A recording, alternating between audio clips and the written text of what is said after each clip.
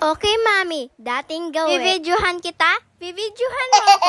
Hi guys, it's me, Jaram. Pag-cute niyong vlogger. Pagka-uwi ko galing school, inaya ako ni maming na lumabas. Kailangan namin gumawa ng content dahil wala na kaming pang-upload. At dito nga po pala kami pumunta guys, sa mahabang daan. Dahil dito wala masyadong dumadaan. Di daw po alam ni mami kung anong lugar ito. At hindi ko rin po alam. Kaya paki-comment na lang po sa nakakaalam.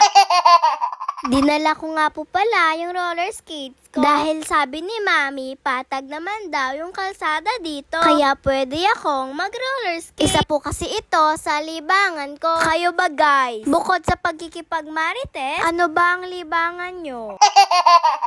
Wait lang guys, magpapakyut lang ako saglit. Sabi ni mami, gusto rin daw niya subukan mag-roller skate. Sure ka ba dyan, mami? Matibay pa ba yung mga buto mo? Ano, mami? Kaya mo ba talaga? Huwag mo nang ipilit kung hindi mo kaya.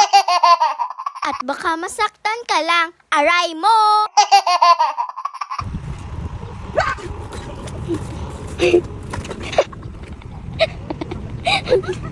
Yan na nga ba yung sinasabi ko sa'yo, mami? Hindi ka kasi nakikinig sa anak mo. At dahil sa nangyari kay mami, bigla kaming nakaramdam ng gutom. Sakto, may nag-Gcash sa amin. Kaya may pangkain kami. At dito na nga po kami dumiretso sa paborito ko, paborito nyo, paborito nating lahat. O ako lang talaga may paborito nito. Sa McDonald's. McDo! Baka naman. Kahit 1-piece chicken a day lang. Ano, mami? Sakto ba yung binigay sa atin? Mukhang mag-aabono pa tayo, ah. Tawagan mo yung nag-Gcash sa atin. Sabihin mo, kulang pa ng pang-dessert. Hay nako, Jara. Gutom na gutom yorn. Nagkanda paso-paso ka na. Hindi mo muna hinipa. Ano, mami? Okay na ba yung tuhod mo? Makakapag-drive ka pa ba pa uwi? O magko-commute na lang tayo?